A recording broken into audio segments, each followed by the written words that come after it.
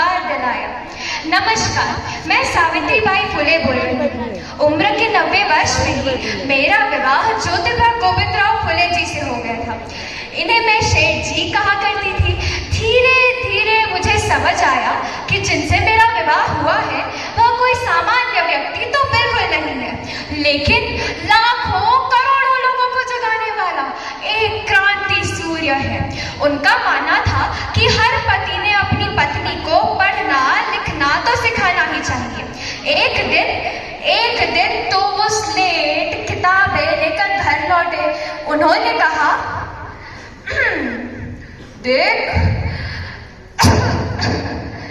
देखा, सिखाऊंगा, सब सिखाऊंगा। मुझे गोल गोल रोटियां बनानी आती है। आपके पेट में जाती है तो गोल ही जाती है क्या? आपको भाजी पसंद नहीं आई? त्याग माझी काही पण सुख नहीं आहे। वे बोले, पढ़ना और लिखना सिखाऊंगा। अच्छा, किस किस को सिखाओगे? तुम्हें। क्या मुझे पढ़ना आ जाएगा? आप जैसा लिखते हो वैसा लिखना भी आ जाएगा? वे हंस नहीं रहे थे। उन्होंने स्लेट उठाई और उस पर लिख दिया, शेठ जी। उन्होंने मुझे पढ़ना सिखाया, लिखना भी सिखाया। लिखते वक्त मेरे हाथ ऐसे कँपाते थे। शेठ जी, भोजन का समय निकला जा रहा है, सारा समय इसी में व्यतीत हो रहा है। वे बोले, अभी अभ्यास का समय है, उस पर ध्यान लगाओ। आज से कामों में कोई त्रुटि नहीं होगी। भोजन भी स्वादिष्ट बनेगा, नमक भी ठीक होगा। उन्होंने कहा, बहाने देना बंद कर दो, नहीं तो तुम्हें तुम्हारे आई बाबा के पास मायके छोड़ाऊंगा। कह दूंगा उनसे, तुम मेरी बातें नहीं सुनती हो।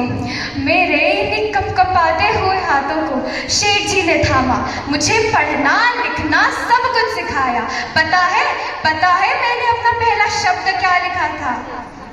शेठ जी। नसीब ही था मेरा जो मुझे ऐसा सज्जन व्यक्ति प्राप्त हुआ। मैंने पढ़ना लिखना सब सीख लिया था। अरे क्या हुआ? इतने चिंतित क्यों हो? क्या हुआ है? कुछ तो बताओ। उन्होंने गंभीरता से जवाब दिया, स्त्रियों की दुर्दशा। समाज के इस धारणा ने तो मुझे भी विचलित कर दिया था। इस दुर्दशा का सिर्फ एक ही निवारण था, विद्या प्राप्ति। उस दौर में शेठ जी खुद जाकर स्त्रियों को पढ़ाए? नहीं, यह तो शक्य ही नहीं था। उन्होंने मुझे शिक्षित किया, एक दिया जलाया। क्या हम उस एक दिए से हजारों दिए न जला सकते थे? मैंने खुद जाकर लोगों को आमंत्रण दिया। भाई देखो ना, आपकी बेटी कितनी प्यारी है, कितनी सुंदर है। आप नहीं चाहते यह शिक्षित हो जाए और बड़े होकर कोई सम्माननीय कार्य करे? काका, अरे सुनिए ना, अरे सुन तो लो। लेकिन मार्ग बड़ा ही कठिन था। अगर भेड़ों और बकरियों की तरह ही जियोगे तो हो ही जाएगा ना काम तमाम। मुझे तो सबको शेरों की तरह जीना सिखाना था, तभी तो होता सबका नाम। मैंने प्रयास किए और धीरे धीरे कर विद्यालय में स्त्रियों की संख्या बढ़ने लगी थी। लेकिन समाज ने तो जैसे पग में कांटे बिछाए हुए थे। जब मैं विद्यालय जाती थी तो लोग मुझ पर कीचड़ फेंकते थे, मुझे पत्थर से मारते थे। और एक दिन ऐसा ही एक व्यक्ति आया, कहने लगा, अरे ओ मास्टरनी, कहाँ चली? पीछे। तुम जो कार्य कर रही हो हमारा समाज उसे इजाजत नहीं देता है। बंद कर दो हमारी बेटियों को पढ़ाना। यही उचित होगा। मुझे अपमानित किया गया, यहाँ मुझे डराया भी गया, लेकिन मैंने भी जवाब दे दिया। आए, ज्योतिबा फुले जैसे पहलवान की अर्धांगिनी हूँ। ऐसा उठाया हाथ और दी उसके कान के नीचे। इसके बाद वो अपने गालों पर हाथ रखकर घबरा कर वहां से चला ही गया। इस घटना के पश्चात किसी ने भी मेरे रास्ते में आने की हिम्मत भी न की। मुझे एक बात समझ नहीं आती है, आखिर क्यों हर चीज महिलाओं को ही सहनी होती है? स्त्री किसी भी जाति की हो, किसी भी धर्म की हो, अन्याय का शिकार हमेशा वही हुई है। अगर किसी स्त्री का पति मर जाए तो उसे सती प्रथा का पालन करने भेज दो, उसके केश मुंडवाकर उसे किसी कक्ष में कैद कर रखो। अरे अगर किसी स्त्री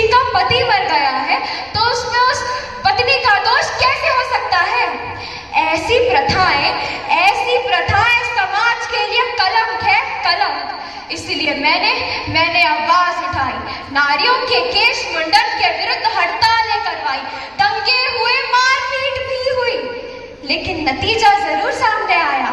अंग्रेज अधिकारी ने सतीबंदी विरुद्ध कानून निकाला। अब लोगों की सोच का विकास हो रहा था। रूढ़िवादी सोच के स्थान पर प्रगतिवादी सोच आ रही थी। हमारा समर्थन भी बढ़ता गया। 1 जनवरी 1888 यही था वह शुभ दिन।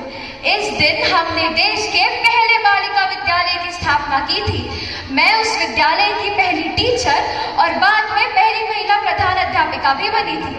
समय के साथ साथ स्थितियों में परिवर्तन आया। अब स्त्रियों की स्थिति ठीक हो रही थी और यह तो होना ही था। अरे, जिस स्त्री ने तुम्हें यह सुंदर जीवन प्रदान किया है, जो तुम्हारी माँ है, तुम्हारी सबसे पहली शिक्षिका है, तुम उसी स्त्री से शिक्षा का अधिकार कैसे छीन सकते हो? आधुनिक युग में तो नारियां हर क्षेत्र में अपना महत्वपूर्ण योगदान दे रही है। वे भी पुरुषों के साथ कंधे से कंधा मिलाकर आगे बढ़ रही है। समाज भी सभ्य है। लेकिन मेरा आप सबसे एक प्रश्न है, आज भी नारी की सुरक्षा देश के लिए चुनौती क्यों है? अगर 1888 के उस कड़क दौर में सावित्रीबाई फुले जैसी वीरांगनाएं देश की विकलांग दशा को सुधारने के लिए तत्पर थी, तो आज क्यों नहीं? अंत में मैं इतना ही कहूंगी, धर रूप काली का नारी, धर रूप काली का नारी, स्वयं युद्ध अब करना होगा। तीर कमान अवधारण स्वयं तुझे ही करना होगा। याद कर उन वीरांगनाओं को, याद कर इन्हीं वीरांगनाओं को, बढ़ा अपनी इच्छा शक्ति, निकल आ पर्दे के बाहर, बन जा देश की प्रगति। धन्यवाद।